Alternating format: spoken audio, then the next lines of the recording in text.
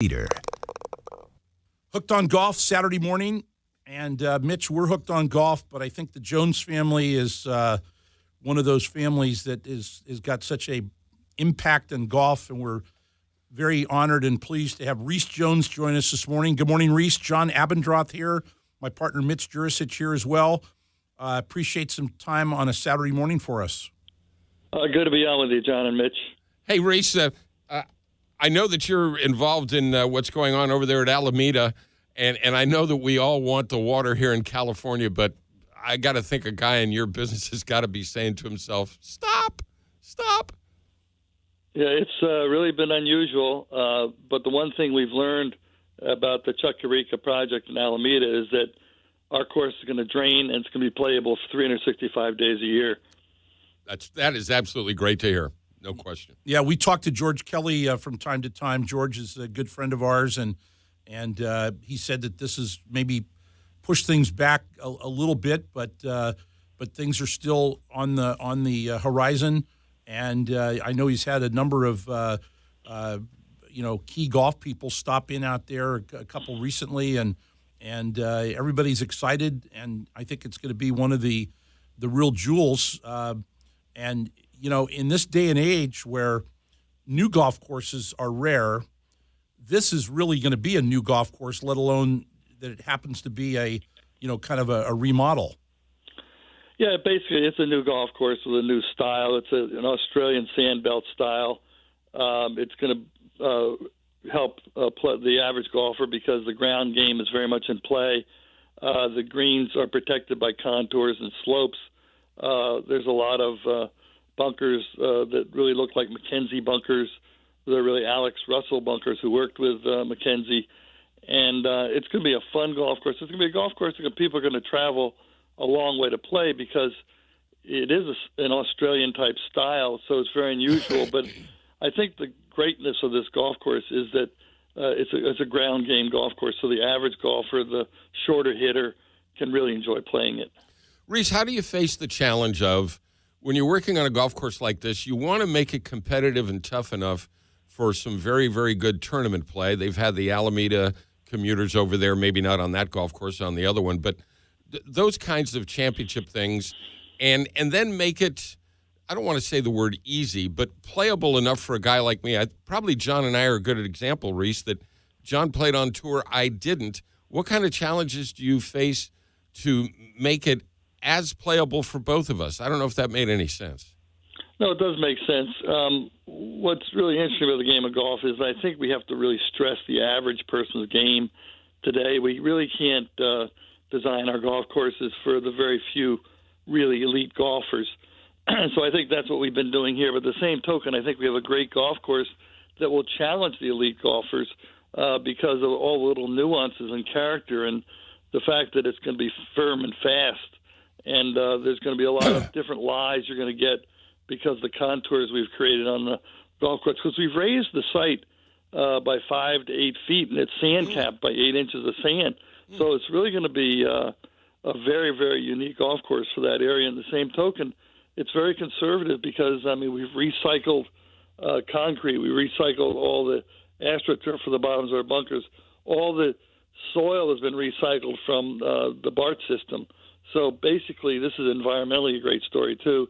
And Mark Logan, who I've been working closely with, who's really been in charge of construction, is on the cutting edge of water conservation and sustainable golf. Well, it sounds like a really great story. We're being joined by Rees Jones. Rees, you've been known as the Open Doctor, working on U.S. Open golf courses. Two-part question. When did that nickname come in, and was there a certain course where that started? And how about open courses now? Anything in the works that you got your hands on at this time? Well, the Open Doctor nickname came about at Baltusrol back in 1993 when George Pepper dressed me up as a doctor for a Golf Magazine article about the championship. And it's stuck because I've done 7 U.S. Open golf courses, and the one that's coming up is Torrey Pines in 2021, where we're really not going to change the golf course again as we did prior to the 2008 championship. But we've got Belle Reef coming up for the PGA Championship, which we completely rebuilt in St. Louis. And then Bethpage Black is going to host the 2019 PGA Championship, which we basically restored prior to the two Open Championships. And it's also going to have the Ryder Cup Championship. Interesting stuff. Now, how much I mean, you're one of the world-renowned golf course architects. Talk a little bit about learning at the foot of your dad, if you don't mind.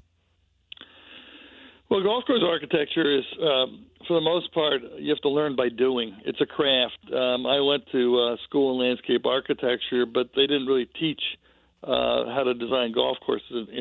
You learn some of the technical aspects. So you really have to learn in the field. You have to learn by doing. You have to have a feel for the land, like Mark Logan and I have been doing at Alameda. I think at Chuck Corica, it's a great example of what a golf course architect can do when you build a golf course slowly. You can really do it in the fashion like they did when they built Pine Valley on the East Coast. They didn't build it fast. And so we can put all the character and nuances in from our experience in the past. And you have to really kind of rely on what you've seen, where you've been. When you've been to Australia, then you can know how to bring about an Australian Sandbelt golf course for Alameda.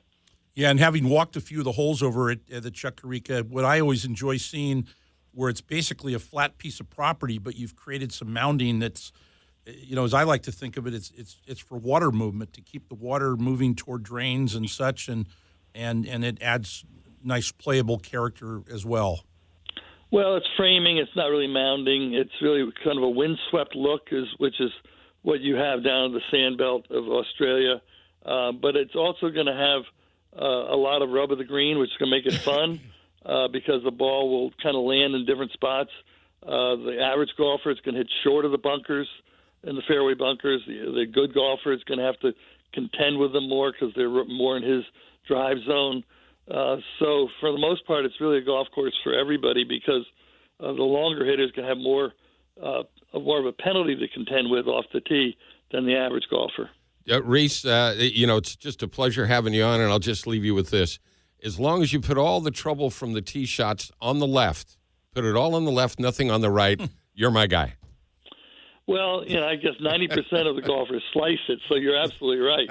And that's a good observation. But to some degree, we really want to make them have to make choices, whether they hit it left or right of the fairway, and work the angles. And I think you'll really find out when you play Chuck Corica that where you position your shot is going to have a great degree of influence on where you hit your next shot. So the angles are going to be very important. But I didn't really design this for the guy that slices it too much. So it's everybody. But the fairway is extremely wide, much like your links courses.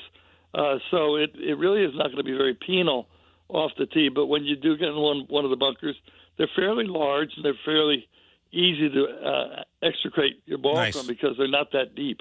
Nice. Great. Rees, thanks so much for your time, and we'll chat soon. Appreciate it. Okay, great.